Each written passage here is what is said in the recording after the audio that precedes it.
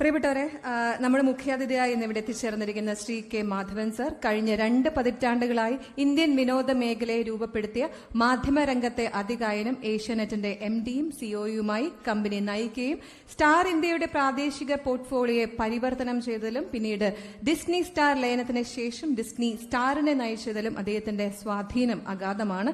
നിലവിൽ Disney company ഇന്ത്യയുടെ strategic adviser and country representative ആയി സേവനമനുഷ്ഠിക്കുന്നു.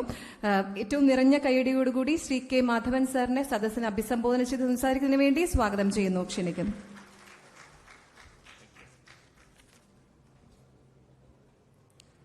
ഇതൊരു ആഘോഷത്തിന്റെ രാവാണെന്നാണ് എല്ലാവരും ഇവിടെ പറഞ്ഞത്. ഒരു പ്രസംഗത്തിന് വലിയ സ്കോപ്പൊന്നുമില്ല.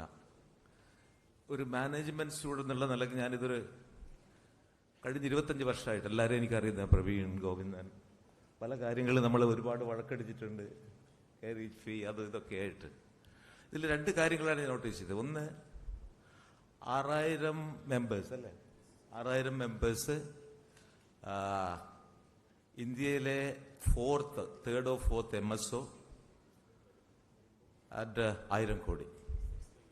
ഇത് കേരളം പോലുള്ളൊരു സ്ഥലത്ത് മാനേജ്മെന്റ് എടുക്കുക വെച്ചാൽ വലിയൊരു സംഭവമാണ്. രണ്ടാമത്, ഈ industry is passing the toughest complex challenging time. അങ്ങനെയുള്ള സമയത്ത് ഞാൻ incidentally I am also a director of Tata Play for the last 7 years. അപ്പോൾ ഈ ഇൻഡസ്ട്രിയുടെ എല്ലാ ഇൻട്രിക്കസീസ് ഒരു കോർപ്പറേറ്റ് ലെവൽ ഞങ്ങൾ ഷെയർ ചെയ്യാൻ അനുഭവിച്ചുകൊണ്ടിരിക്കുകയാണ്. ഇതിന് 2 കാരണങ്ങളായിരിക്കും. ഒന്ന് ഈ കൂട്ടായ്മയുടെ ലീഡർഷിപ്പ്.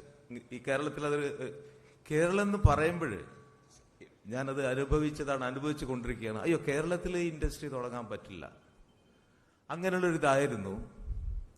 അപ്പോൾ ഞാൻ ഈ ശ്രീ രാജീവ് എൻ്റെ ഒരു വളരെ പഴയ സുഹൃത്താണ്. ഞങ്ങളൊരു 10-25 വർഷത്തെ പഴക്കമുള്ളതാണ്.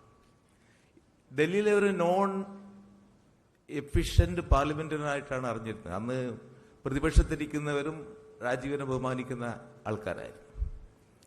അപ്പോൾ ഞാൻ ഈ രാഷ്ട്രീയം പറയല്ല, രാഷ്ട്രീയത്തിന്റെ കാര്യമില്ല. ഇവിടെ കഴിഞ്ഞ ഒരു 5-6 വർഷമായിട്ട് വന്നിരിക്കുന്ന മാറ്റങ്ങൾ എല്ലാവർക്കും മനസ്സിലാക്കാവുന്നേ ഉള്ളൂ. ആ ഒരു 50-54 കേരള PSUസിൽ പകുതിയോളം പ്രോഫിറ്റബിൾ ആയ അതിന്റെ ലോസ് കുറച്ചു. അതിനെല്ലാം അപ്പുറം ഇതൊക്കെ beyond all those things, no, the main thing is the perception about Kerala അത് കണ്ടമാനം ചേഞ്ച് ചെയ്തു. ഇന്നിപ്പോ ആ കേരളം എന്ന് പറയുമ്പോഴൊരു ജട്ടിലില്ല, ഇൻവെസ്റ്റ്മെന്റ് ഇല്ല എന്ന് പറയുന്നതിന് അപ്പുറം കേരളത്തിലാവാം എന്നുള്ളൊരു പെർസെപ്ഷൻ ചേഞ്ച് ആയിരിക്കും നമ്മുടെ മിനിസ്റ്റർ കേരളത്തിന് കോൺട്രിബ്യൂട്ട് ഏറ്റവും വലിയ കാര്യം. മറ്റു കാര്യങ്ങളൊക്കെ ഇരിക്കട്ടെ, പ്രോഫിറ്റോ ലോസോ അതിനാണ്. അപ്പൊ അതുകൂടെ ഈ കേരള വിഷന്റെ ഈ ഗ്രോത്തിൽ അങ്ങനെയുള്ളൊരു അറ്റ്മോസ്ഫിയർ വന്നാൽ നടക്കുന്നതായിരിക്കും. നമ്മൾ ഇൻഡസ്ട്രീനെ പറ്റി പറയുമ്പോൾ ഒരുപാട് കാര്യങ്ങൾ. ഒന്നാമത് OTT and code cutting. US ഏറ്റവും വലിയ വാക്കാണ് ഈ ഡിസ്ട്രിബ്യൂഷൻ മേഖലയിലെ കോഡ് കട്ടിങ്. ഒരുപാട് പേര് കൺവേർട്ട് ചെയ്തുകൊണ്ടിരിക്കുകയാണ് OTTയിലേക്കും. കേബിൾ കട്ട് ചെയ്യുക, OTTയിലേക്ക് മാറിയിരിക്കുക. അതിനെ അതിജീവിച്ചിട്ടാണ് കേബിൾ വിഷൻ CEO ഇവിടെ വളർന്നിരിക്കുന്നത്. രണ്ടാമത്, ഈ ഫ്രീ ഡിഷ് കേരളത്തില് 130 million ആയിരുന്നു പേ ഹൗസ് ഹോൾഡ്സിന്റെ മാക്സിമം നമ്പർ 2-3 വർഷം മുമ്പ്. ഇന്ന് that has come to 92 million. അതായത് 13 കോടിയിൽ നിന്ന് ഇന്ന് 9 കോടിയിലേക്ക് മാറി. ഓൾമോസ്റ്റ് 45% ഹൗസ് ഹോൾഡ്സ് കേബിൾ വിഷന് മാറിക്കഴിഞ്ഞു. അതൊരു വല്ലാത്തൊരു ഒരു സിറ്റുവേഷനാണ്. പക്ഷെ അതിനെയും കേരള വിഷന് അതിജീവിക്കാൻ കഴിഞ്ഞതാണ്. അത് ഇൻസുലേറ്റ് ചെയ്ത് കേരളത്തിൽ ഈ ഫ്രീ ഡിഷ് ഇതുവരെ വന്നിട്ടില്ല. അതേസമയം നോർത്തില് ഈ 60 മുതൽ 70 million, ഈ 6 മുതൽ 7 കോടിയോളം ഹൗസ് ഹോൾഡ്സ് ഇപ്പൊ ഫ്രീ ഡിഷിലാണ് വർക്ക് ചെയ്യുന്നത്. പഴയ മൂവി ആയിരിക്കാം, പഴയ ഷോ ആയിരിക്കാം, എങ്കിലും അവർ ആകെ ഇൻവെസ്റ്റ് ചെയ്യേണ്ട 300 രൂപയാണ് ലൈഫ് ലോങ്. പിന്നെ ഒന്നും ഇൻവെസ്റ്റ് ചെയ്യേണ്ട, എല്ലാ പ്രോഗ്രാമും ഫ്രീ ആയിട്ട് കിട്ടും. അങ്ങനെയുള്ള അവസ്ഥയിലേക്ക് DD ടൂറിസ്റ്റ്. മൂന്നാമത്തെ ഇഷ്യൂ എന്ന് പറഞ്ഞാൽ റെഗുലേറ്ററി ഇഷ്യൂ. നമ്മൾ ട്രഡീഷണൽ മീഡിയ എന്ന് പറയുമ്പോൾ print, television, radio and modern അല്ലെങ്കിൽ ഡിജിറ്റൽ മീഡിയ എന്ന് പറയുമ്പോൾ social media and all other things. ഈ ട്രഡീഷണൽ മീഡിയനെ ഇന്ന് ഒരുപാട് കാര്യങ്ങൾ ഇവിടുത്തെ ലീഡേഴ്സിന് മുഴുവൻ അറിയാൻ പറ്റും.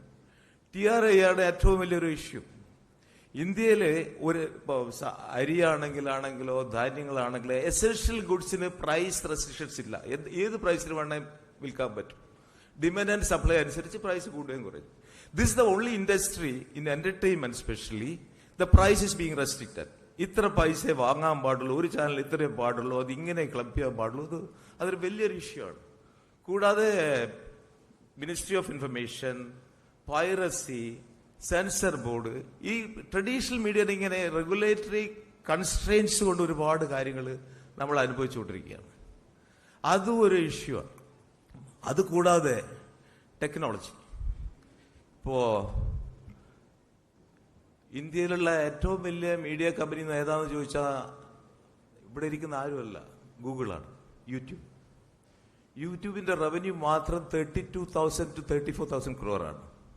രണ്ടാമത്തെ ബിഗസ്റ്റ് മീഡിയ കമ്പനി എന്ന് പറഞ്ഞാൽ ഫേസ്ബുക്കാണ്. ഫേസ്ബുക്കിന്റെ revenue is around 20,000 crore. Indian T V ഇൻഡസ്ട്രിയുടെ കംപ്ലീറ്റ് റവന്യൂ എന്ന് പറയുന്നത് ഇപ്പൊ 27,000 to 30,000 crore. പ്രിന്റിന്റെ revenue is around 21 to 22,000 crore. അപ്പൊ ഈ ഡിജിറ്റൽ മീഡിയ ഇപ്പോഴും ഗ്രോ ചെയ്തുകൊണ്ടിരിക്കുക at the rate of 20-25%. And all other segments, print or television, is struggling. ഇതൊരു വല്ലാത്ത കോംപ്ലിക്കേറ്റഡ്. അതുപോലെ ടെക്നോളജി ചേഞ്ചസ്. ടെക്നോളജി എന്ന് പറഞ്ഞാൽ ഐ ഡോണ്ട് നോ, നിങ്ങളെല്ലാം നോട്ടീസ് അറിയില്ല.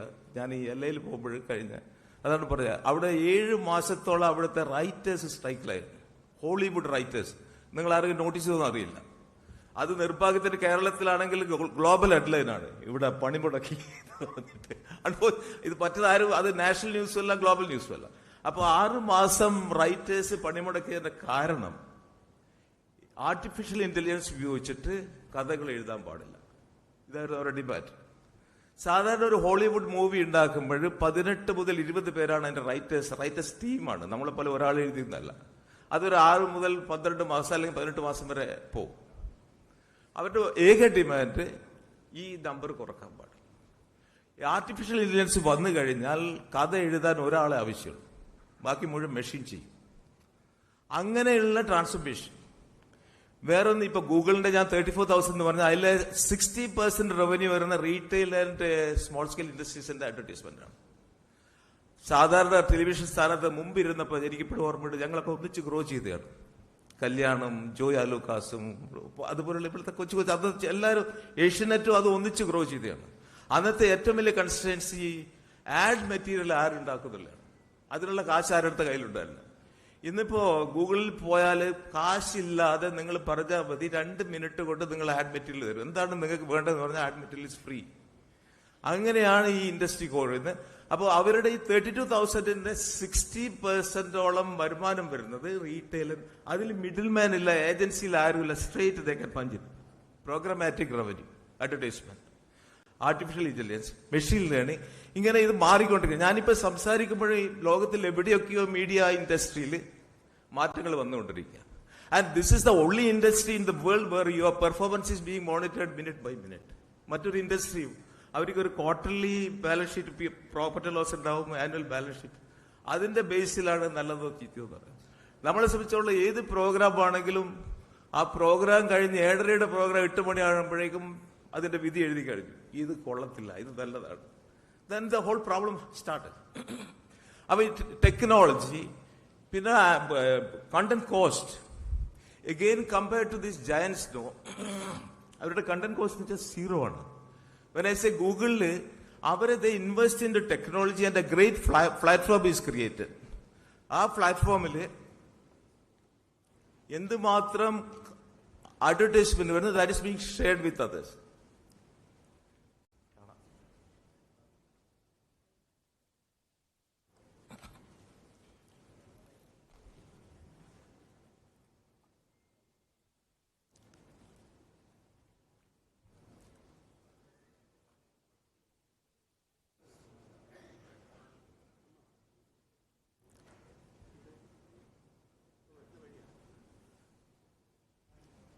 So ഈ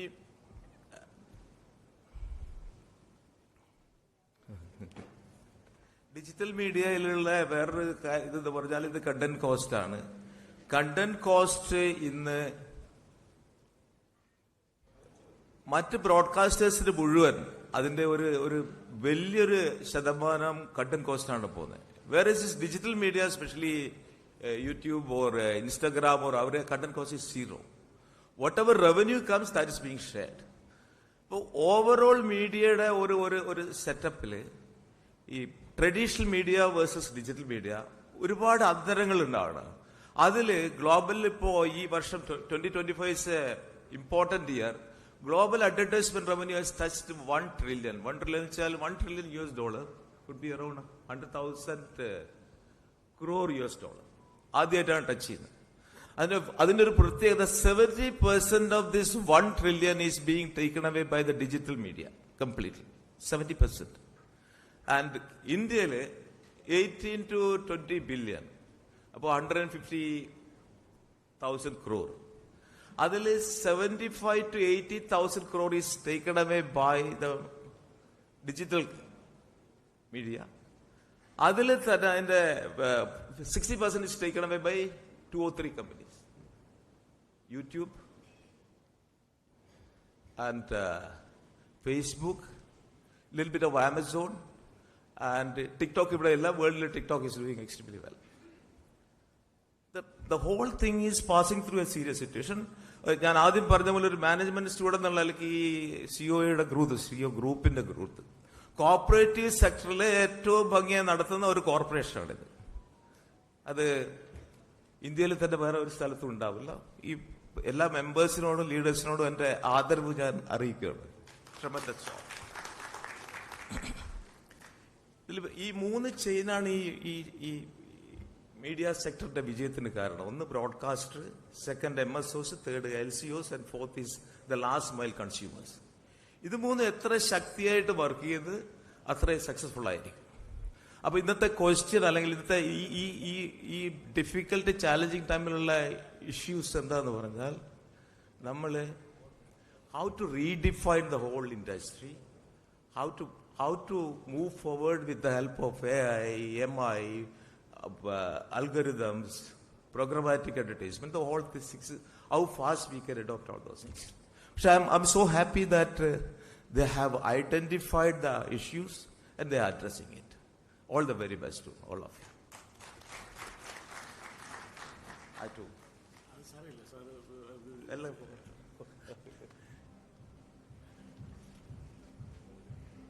Thank you very much, sir, for a highly inspiring words and address.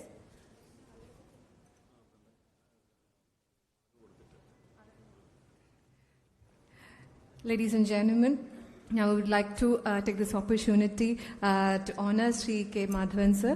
As a token of our love and affection, I would like to request COA President Sri Praveen Mohan to kindly honor Sri K. Madhavan sir.